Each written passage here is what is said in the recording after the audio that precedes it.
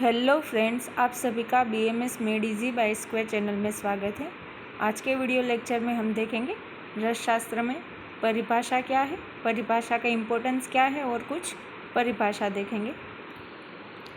वो जो परिभाषा हम देखेंगे वो भेषज की होगी। तो पहला ये जो टॉपिक है वो हम देखेंगे, फिर औषध, भेषज, कल्पना, कषाय, कषाय योनि और संस्कार, ये क्या है ये हम समझेंगे। तो देखते हैं हम परिभाषा। परिभाषा हम किसको बोलेंगे? तो परिभाषा की डेफिनेशन दे रखी है रस तरंगिणी में। आरटी माने रस तरंगिणी। निगूढ़, अनुक्त, लेशोक्त, संदिग्धार्थ, प्रकाशिका, सुनिश्चितार्था विबुद्धेहि परिभाषा निगद्यते। यानी कि जो भी एक्सप्लेन किया गया है वो निगूढ़ है, यानी कि उसका कुछ डीप मीनिंग है। अनुक्त है यानी कि कहा हुआ नहीं है, या फिर लेशोक्त यानी कि शॉर्ट में बताया गया है। वाक्य शेष तंत्र युक्ति हमने देखी थी कि कुछ बताया गया हो और कुछ न बताया गया हो, या फिर अनुक्त यानी कि कुछ भी बताया ना गया हो। तो ऐसे जो भी टर्मिनोलॉजी है या फिर ऐसी जो भी चीज़ है उनको समझने के लिए, उनको प्रकाशित करने के लिए, यानी कि उसको डिटेल में एक्सप्लेन करने के लिए, सुनिश्चितार्थ उनका अर्थ निश्चित करने के लिए, या फिर जो भी चीज़ उसका अर्थ हमें निश्चित कराती है उसको हम क्या बोलेंगे? परिभाषा निगद्यते। परिभाषा is highlighted the things by throwing light on that is not expressed clearly. Not expressed clearly यानी कि निगूढ़ है या फिर अनुक्त है। आर्टिकुलेटेड, नॉट मेंशन्ड एनीवेयर यानी कि अनुक्त हो गया कि कहीं पे भी बताया हुआ नहीं है। Said not as much of and controversial thing, या फिर लेशोक्त या फिर संदिग्ध यानी कि क्या हो गया? कंट्रोवर्शियल है, या तो फिर बहुत शॉर्ट में समझा दिया गया हो, या फिर बताया ही ना हो, या फिर उसका डीप मीनिंग निकलता हो। तो ऐसे जो भी चीज़ या फिर ऐसे जो भी वर्ड्स है या फिर ऐसी जो भी चीज़ें हैं उनको समझने के लिए जो हमें हेल्प करती है उसको हम क्या बोलेंगे? परिभाषा। तो ये हो गई परिभाषा की डेफिनेशन। ये श्लोक आपको याद कर लेना है। अभी उसका इम्पोर्टेंस।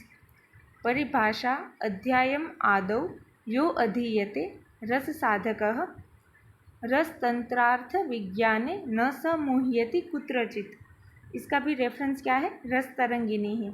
इसमें क्या बोला कि परिभाषा अध्यायम आदौ यानी कि पहले जो परिभाषा का अध्याय करेगा, जो परिभाषा को पढ़ लेगा, यो अधीयते रस साधक यानी कि वो रस साधक कहलाएगा। रस तंत्र अर्थ विज्ञाने न स मुह्यति कुत्रचित, यानी कि वो अगर रस शास्त्र का परिभाषा को पहले समझने के और पढ़ने के बाद वो रस तंत्र की कोई भी चीज़ें पढ़ेगा तो उसको कहीं पे भी उसको डाउट नहीं होगा, या फिर कहीं पे भी उसको समझने में डिफ़िकल्टी नहीं होगी।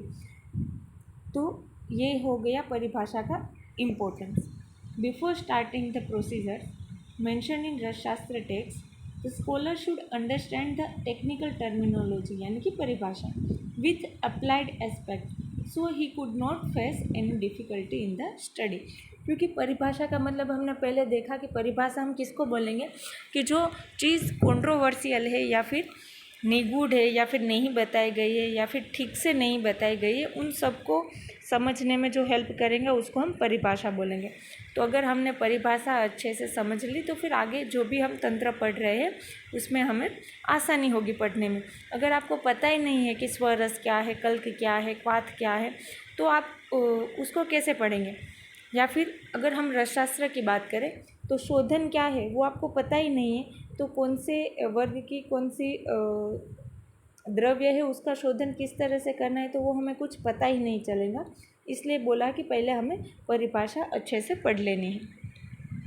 फिर सेकंड पॉइंट सिलेबस में ही दे रखा है कि कुछ 5-6 टर्मिनोलॉजी है उसको समझना है। तो पहले है औषध, तो इसका रेफरेंस है काश्यप संहिता खिलस्थान। ओसो नाम रसः, सो अस्यां धीयते यत् तद औषधीः, ओसात् आरोग्यम आधत्ते तस्मात् औषधीः औषधः। यानी कि ओसो नाम रस, यानी कि जो ओस है उसका मीनिंग यहाँ पे क्या बताया गया है? रस बताया गया है। दिस रस is the inherent property of the द्रव्य। सो अश्याम धीयते यत् तद औषधि, यानी कि यहाँ पे जो सेकंड लाइन है उसका मतलब क्या है कि ओस यानी कि रस, और वो जिसमें रहेगा उसको हम क्या बोलेंगे, औषधि। ओसाद यानी कि रस की मदद से, आरोग्यम आधत्ते यानी कि आरोग्य मिलता है। ओसाद यहाँ पे पंचमी विभक्ति हुई, तो ओस की मदद से हमें क्या मिलता है, आरोग्य मिलता है, तो उसको हम क्या बोलेंगे, औषधि बोलेंगे। यहाँ पे बात ये कह रहे हैं कि रस जो है वो द्रव्य के अंदर रहता है, रस द्रव्य के अंदर रहता है, और जो भी द्रव्य है उस रस की मदद से हमें, जो भी हम द्रव्य के अंदर क्या रहता है, रस रहता है, और उस द्रव्य को लेने की वजह से उसके अंदर जो भी रस है उसकी मदद से हमें आरोग्य मिलता है। तो ऐसी जो भी ड्रग है, ऐसा जो भी द्रव्य है उसको हम क्या बोलेंगे, औषधि। मैं एक बार फिर से बता रही हूँ, ठीक से सुन लीजिएगा। ओस यानी कि रस, जो कि द्रव्य के अंदर रहता है, और उस द्रव्य को लेने से उसके अंदर जो रस रहता है वो आरोग्य प्रदान करता है। तो ऐसे जो भी द्रव्य है या फिर जो भी ड्रग है उसको हम क्या बोलेंगे, औषधि बोलेंगे या फिर औषध बोलेंगे। क्लियर हो गया। अब है भेषज, रोग भयम जयति इति भेषजम। इसका रेफरेंस क्या है, Shabda Kalpadrum. That which win the fierce of disease is known as bheshaj, यानी कि जो भी रोग के भय को जीतता है, रोग भयम जयति इति भेषजम, उसको हम क्या बोलेंगे, भेषज। औषध और भेषज में थोड़ा डिफरेंस है। औषध यानी कि कोई भी हर्बल प्लांट जिसको हम औषध बोलेंगे, और भेषज यानी कि कोई भी प्लांट या ड्रग्स की मदद से हम जो भी मेडिसिन बनाते हैं उस पर्टिकुलर मेडिसिन को क्या बोला है, भेषज। फिर है कल्पना, कल्प्यते विधीयते असौ विधि। इसका रेफरेंस क्या है, शब्द कल्पद्रुम है, यानी कि कल्पना इज द प्रोसेस। यहाँ पे बताया गया कि विधि, प्रोसेस और method employed for the preparation of pharmaceutical product. कोई भी फार्मास्यूटिकल प्रोडक्ट बनाने की जो भी मेथड या फिर जो भी प्रोसेस होती है उसको हम क्या बोलेंगे, कल्पना बोलेंगे। कल्प्यते विधीयते असौ विधि। कोई भी फार्मास्यूटिकल प्रोडक्ट बनाने की जो भी मेथड और जो भी विधि है उसको हम क्या बोलेंगे, कल्पना बोलेंगे, अकॉर्डिंग टू शब्द कल्पद्रुम। और चक्रपाणी ने क्या बताया है, प्रकल्पनम संस्करणम इति, यानी कि कल्पना और प्रकल्पना। यहाँ पे जो प्रकल्पना है वो कल्पना का सिनोनिम्स है। इस संस्करण यानी कि वो संस्कार है, यानी कि किसी कोई प्रोसेस के थ्रू उसमें कुछ चेंजेस लाना। अग्नि संस्करण, जल संस्करण यानी कि अग्नि के थ्रू पकाना, या फिर जल संस्करण यानी कि पानी में भिगो के रखने से उसमें मृदुता आ जाना। तो ये कल्पना है, यानी कि कोई प्रोसेस है कोई भी प्रोडक्ट बनाने की। फिर है कषाय वर्ड।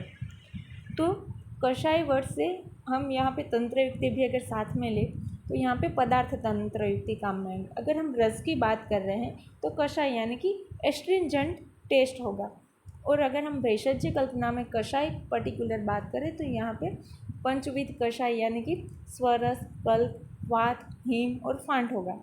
कषाय पर्टिकुलरली क्वाथ का भी, श्रुति यानी कि क्वाथ का भी सिनोनिम्स है, और पांचों की पांचों कल्पना को भी हम कषाय कल्पना कहते हैं। तो पहले हम देखेंगे कषाय। तो चरक संहिता सूत्र स्थान के चौथे अध्याय षड्विरेचन शताश्वतीय में आचार्य चरक क्या कहते हैं, पंचविधम कषाय कल्पनम इति तद्यता स्वरसः कल्कः श्रुतः शीतः फाण्डः कषाय इति, यानी कि 5 कषाय कल्पना होती है। कौन सी स्वरस है, कल्क है, श्रुत है, शीत है, फांड है। स्वरस यानी कि स्वरस, जैसे कि तुलसी पत्र स्वरस हम कैसे बनाते हैं कि तुलसी के पत्ते लेते हैं, फिर उसको उदुफल यंत्र में पेस्ट बना देते हैं, और फिर इसको जो भी क्लीन वस्त्र रहता है उसकी मदद से उसको स्क्वीजिंग करके उसका जो भी रस है उसको निचोड़ लेते हैं, तो वो हो गया स्वर रस। कल्क यानी कि पेस्ट बनाना। श्रुत यानी कि वात बनाना। कोई भी ड्रग हमने लिया है उसमें उसका 16 गुना पानी डाल के फिर उसके 8वां भाग तक पानी शेष रखकर उसको गर्म करते हैं, तो वो जो बनता है उसको हम क्या बोलेंगे, श्रुत या फिर क्वाथ, या फिर क्वाथ को भी पर्टिकुलरली हम कषाय बोलते हैं। शीत यानी कि हिम, यानी कि ठंडे कोई भी ड्रग है उसको पानी में पूरी रात भिगो देना, तो वो हो जाएगा शीत कल्पना। फांट यानी कि जो भी ड्रग या फिर यकृत फॉर्म है उसको 1.5 से 3 घंटे तक गर्म पानी में भिगो देना। तो उसको हम फिर जो प्रोडक्ट तैयार होती है उसको हम बोलेंगे फांड, जैसे कि यष्टि मधु फांड। 5 कषाय कल्पना आर एक्सप्लेन बाय चरकाचार्य। स्वरस है, कल्क है, क्वाथ है, हिम है और फांड है। इसमें आपको ये एक चीज़ याद रखनी है कि जैसे हम स्वरस की फांड की ओर जाएंगे तो वो लघुतम होगा, यानी कि स्वरस सबसे ज़्यादा गुरु है, फिर उससे कम गुरु क्वाथ, फिर कल्क, फिर क्वाथ, फिर शीत और फिर फांट, यानी कि सबसे ज़्यादा लघु फांट है और सबसे ज़्यादा गुरु स्वरस है। तो स्वरस है वो सबसे ज़्यादा बलवान है, बल्य है। फिर है कषाय योनि। कषाय यानी कि हमने अभी जो पंचविध कषाय कल्पना देखी वो, और योनि यानी कि उसका ओरिजिन। तो पंच कषाय योनि बताई गई है आचार्य चरक ने। पंच कषाय योनय इति मधुर कषाय। यहाँ पे कषाय यानी कि हमें रस नहीं लेना है, यहाँ पे कषाय यानी कि अभी हमने जो पंचविध कषाय कल्पना देखी वो कषाय देखना है कि मधुर कषाय है, फिर अम्ल कषाय है, कटु कषाय है और तिक्त कषाय है और कषाय कषाय। च इति तंत्रे संज्ञा। यहाँ पे कौन सा कषाय नहीं है? षड रस में से देखें तो लवण नहीं है। लवण में क्या आएगा? सभी सोल्ट ही आएगा, तो उसकी यहाँ पे कोई योनि नहीं बताई गई। मधुर कषाय है, अम्ल कषाय है, कटु कषाय है, तिक्त है और कषाय कषाय। 5 sources of extracts in this compendium are sweet, sour, pungent, bitter and astringent। तो यहाँ पे ये याद रखने हैं कि कषाय कल्पना भी 5 है और उनकी योनि भी 5 ही है, लवण वर्जित है, यानी कि लवण नहीं है। अब हम देखते हैं संस्कार। संस्कार और गुणांतर्धानम, यानी कि गुण का अंतर्धान करना, यानी कि उसके अंदर कोई भी क्वालिटी को हमें इन्हेंस करना। Samskara is the process by which we can enhance the quality of dravya, यानी कि कोई भी द्रव्य है उसके अंदर ऐसी कुछ प्रोसेस करना जिसके कारण उसके अंदर उसकी जो भी क्वालिटी है वो थोड़ी एनहेंस हो जाए। जैसे कि अगर हम ओदन यानी कि चावल, राइस को पकाते हैं कोई भी कटु द्रव्य यानी कि सूंठी, पिपली उसके साथ, तो वो पचने में ईजी हो जाएगा, लघुपाकी हो जाएगा, ईजी टू डाइजेस्ट, क्योंकि कटु द्रव्य वाले उष्णता वाले होते हैं और वो दीपन पाचन का काम करते हैं। और ये बहुत इम्पोर्टेंट एग्जाम्पल है कर्ड विथ प्रिपेयर्ड बाय मंथन प्रोसेस, यानी कि अगर कर्ड दधी है उसको हम चर्न करके खाते हैं तो वो शोथर है। अगर हम कर्ड को ऐसे ही विदाउट मंथन प्रोसेस हम यूज़ करते हैं तो वो शोथकर होगा। तो ये हो गया संस्कार। और भी संस्कार इसमें आते, जैसे कोई भी ड्रग है वो हार्ड है तो उसको हम पूरी रात पानी में भिगो के रख देंगे तो वो मृदु हो जाएगा, तो वो भी एक संस्कार हुआ। फिर हम कौन से पात्र का यूज़ करते हैं तो वो भी संस्कार में ही आएगा। तो आई होप कि आप सबको ये समझ में आ गया होगा कि पहले हमने परिभाषा की डेफिनेशन देखी, वो डेफिनेशन आप सबको लर्न करनी है, फिर हमने उसका इम्पोर्टेंस देखा, फिर नेक्स्ट पॉइंट जो सिलेबस में दे रखा था वो कुछ हमने परिभाषाएं देखी हैं। तो बाद में हम इसके नेक्स्ट जो पॉइंट है सभी वर्ग है उसको हम देखेंगे नेक्स्ट वीडियो लेक्चर में। अगर आपको हमारी वीडियो अच्छी लगे तो हमारी वीडियो को लाइक करें, शेयर करें और हमारे चैनल को सब्सक्राइब करें। Thank you.